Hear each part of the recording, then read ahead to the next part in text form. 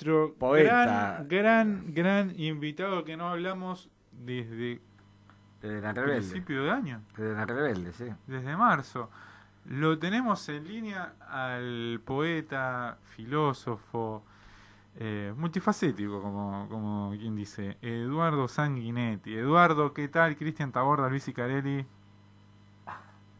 ¿Qué tal, Cristian? ¿Cómo estás, Luis?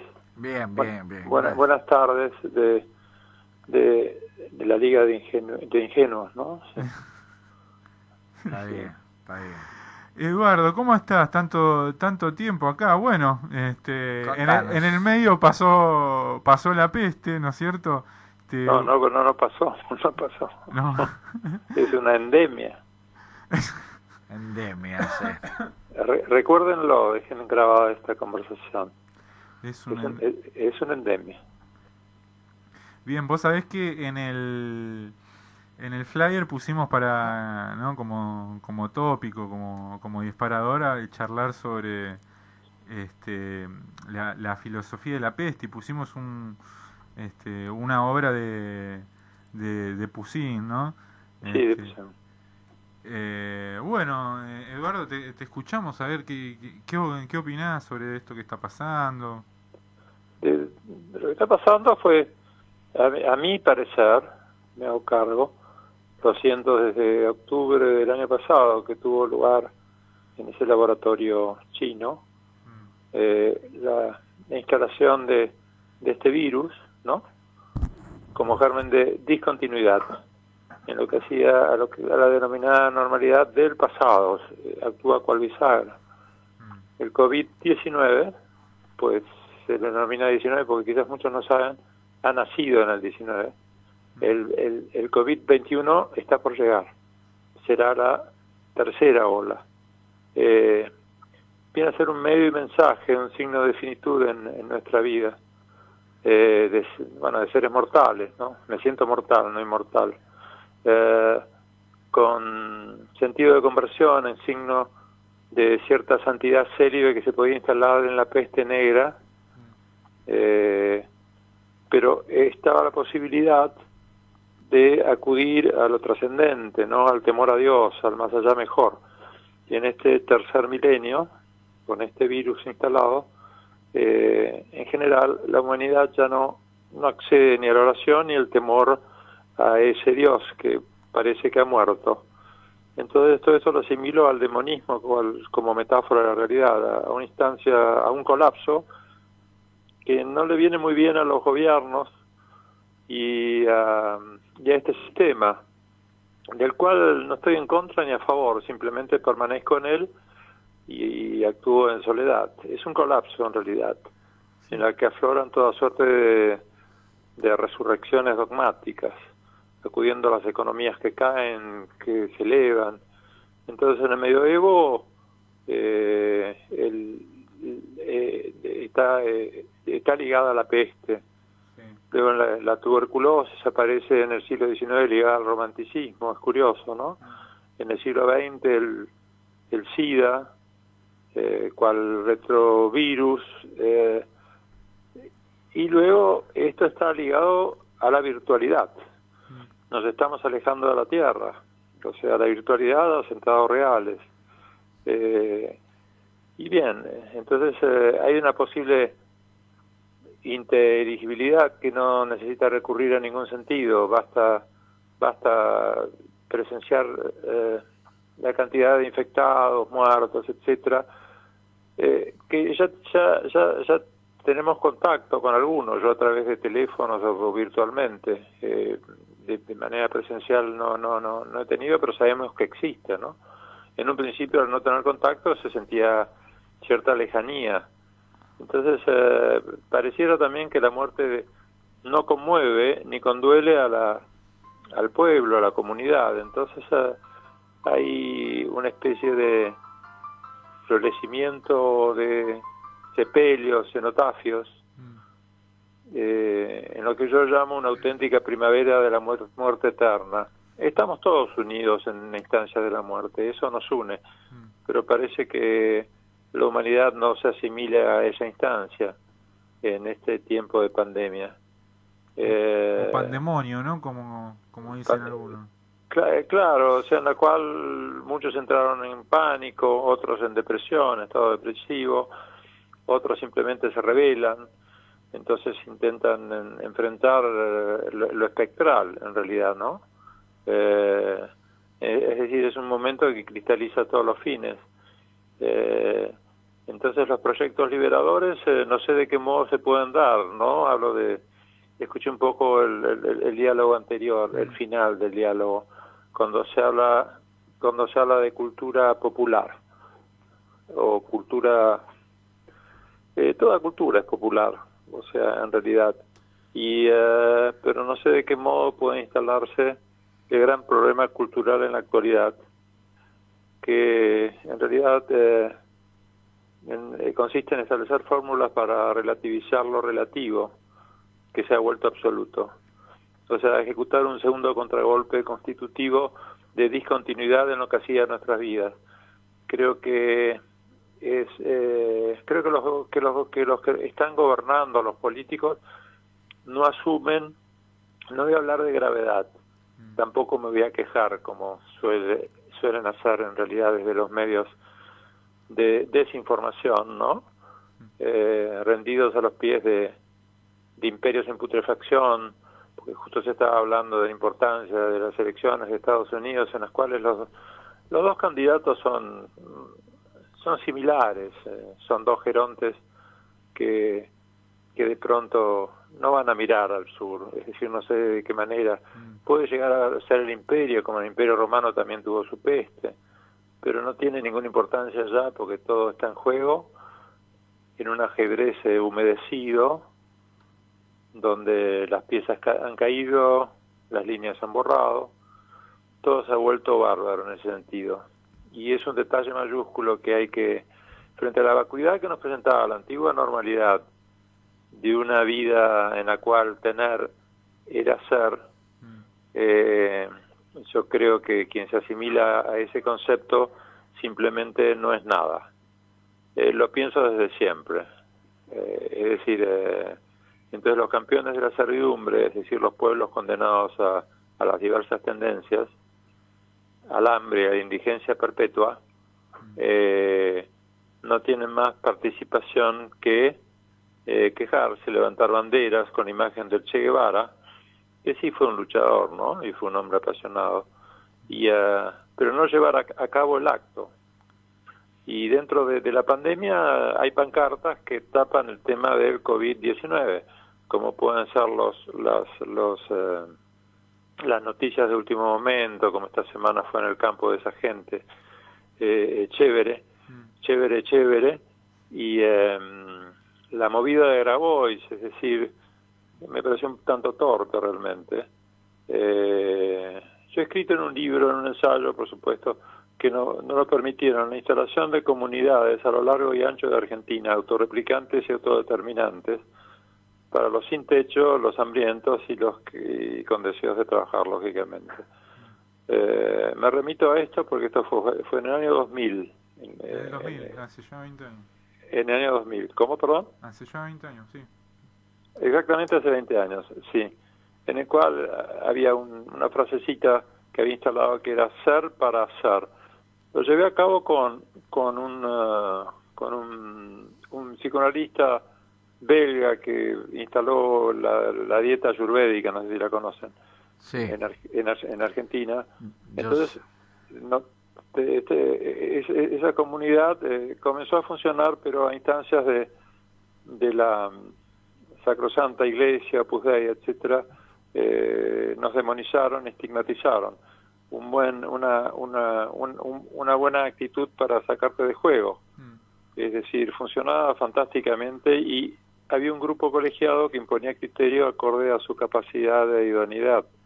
Es decir, se pueden utilizar tierras fiscales, tierras de la iglesia y de los que sumaron hectáreas, vaya a saber de qué modo, para llevar a cabo estas comunidades, porque esto tiene que terminar. Por las megalópolis, las grandes urbes, son sitios de infección, volviendo a lo que son virus, infecciones, etcétera, etcétera.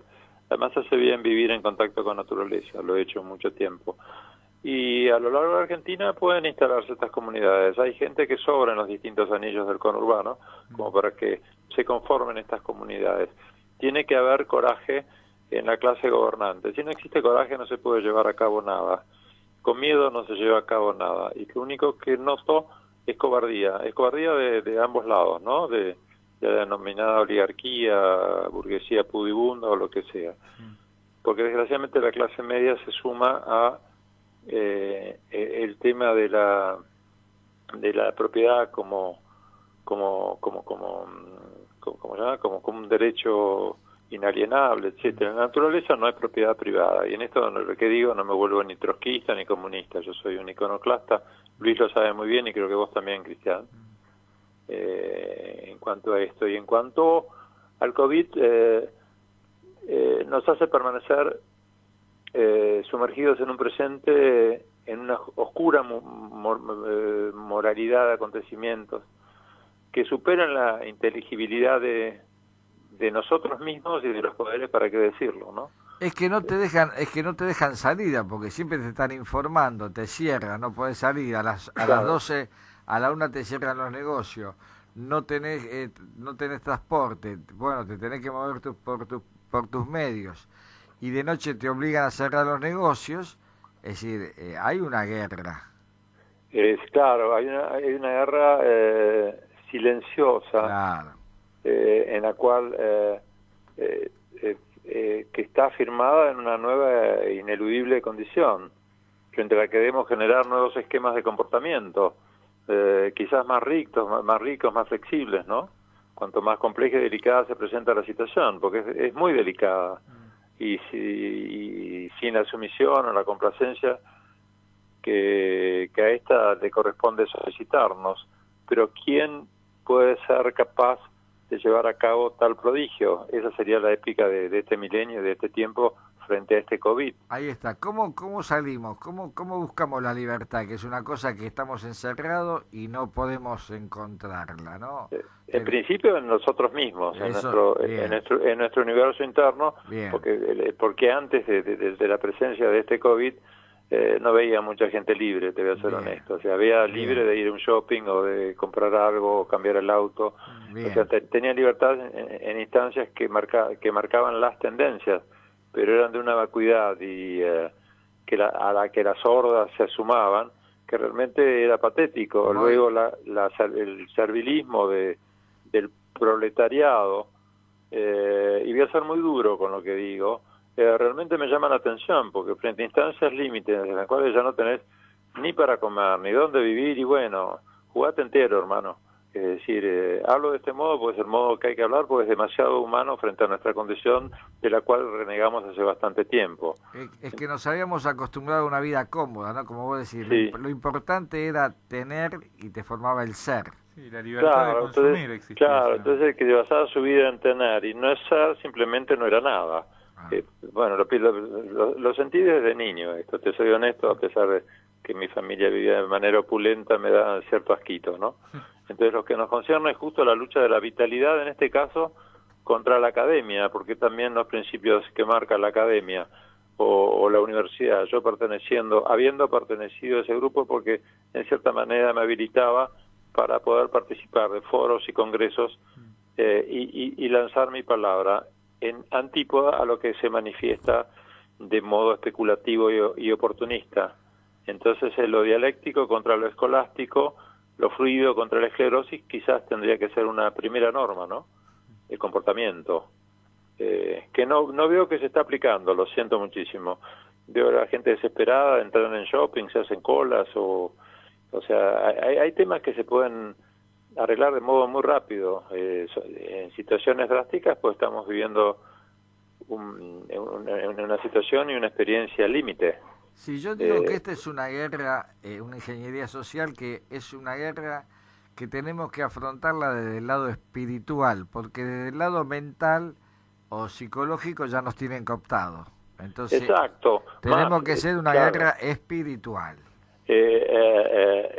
Sí, ha llegado la hora de anteponer el espíritu a la espectral sombra que la razón pura nos ha dado. Claro, o nos ha sacado, nos ha eliminado espacios de donde poder volar, vivir en libertad. A mí esta cuarentena me ha aportado muchas cosas entre nosotros, lo digo porque es real.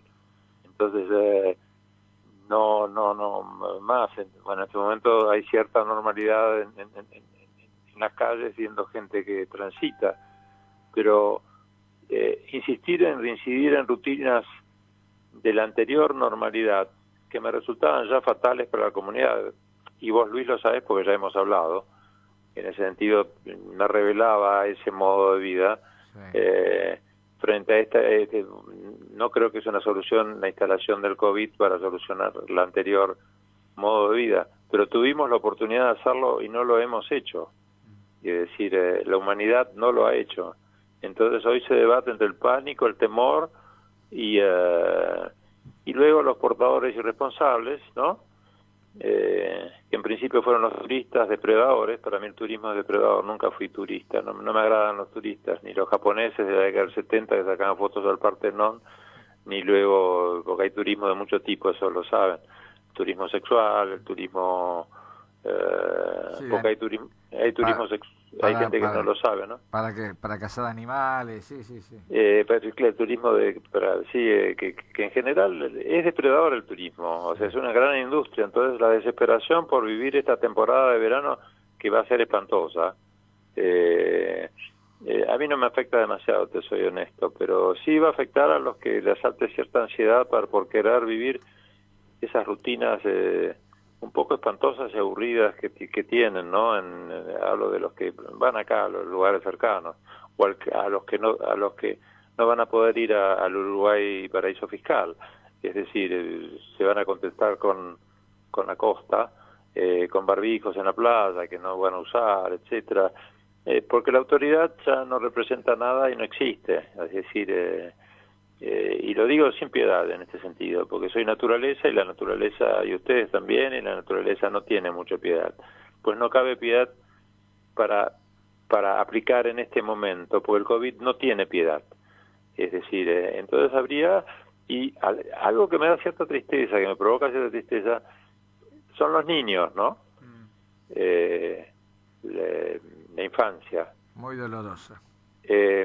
En realidad es lo que en ese sentido me provoca por mi hija, que vos sabés que la tengo al lado mío, sí, que en un momento hablaste con ella, ¿recordás? Sí, con Cristian. La última vez que hablamos, pues, sí. Sí, la última vez. ¿Te acordás, Cristian? Sí. Y bueno, eso es un golpe fuerte.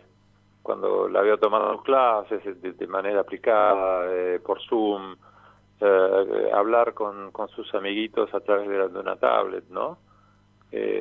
Muy doloroso. Me resulta doloroso cuando salimos a caminar, también ella con su barbijo y unos anteojos que no tienen aumento, pero se los pone porque realmente tiene plena conciencia de lo que está sucediendo. Y en ese contexto, los personajes, los terratenientes, ¿no?, del mundo y sobre todo de Argentina, bastante mezquinos en sus fines, ¿no? Me parece que podrían aportar algo, pues es un momento de unidad en los denominados poderes. Ellos son los que de cierta manera delimitan y enmarcan los espacios en los cuales uno tiene que moverse, cosa que me molesta bastante, porque creo que nosotros tres podríamos llevar a cabo un proyecto y una función un tanto más activa y más concreta. Porque me parece muy light y muy soft, me parece una geometría blanda, como síntomas de megalomanías oportunistas las que llevan a cabo, en este caso, el gobierno, que es muy difuso en sus mensajes, o sea, a mi entender, ¿no? Bien. Mira, se nos hizo la hora, ¿viste? Con vos siempre es corto, así que vamos a tener otra charla seguramente dentro de muy poco tiempo, ¿sí, Eduardo? Sí, me encantó hablar.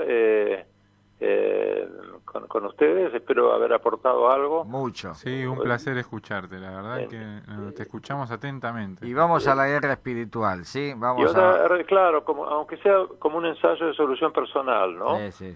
Humanitaria, solidaria, y que no nos asusten, y termino con esto, que no nos asusten porque estoy viendo televisión. Yo no veía televisión, pero veo los noticieros, no por masoquista, porque quiero saber qué mensajes largan. Hay personajes realmente muy muy tóxicos, o sea, casi criminales en sus mensajes, en un tiempo en donde deberían hacer silencio. Los considero tóxicos y criminales, lo digo y lo volvería a decir. Pero hay gente que los mira, ¿viste? Y hay gente que sí, los veo porque quiero saber que cuando en Twitter entro y veo y mencionan, porque en general las tendencias siempre son más o menos las mismas, sí, y están manipuladas. Nos fuimos de hora. Y bueno, que no aceptemos esos verdugos de este pueblo, del argentino, ¿no? Dale. Que hablemos de lo esencial, o sea, y lo espiritual, rescatemos lo espiritual, y dejo esta frasecita mía: la ilusión mientras dura es una realidad por derechos propios.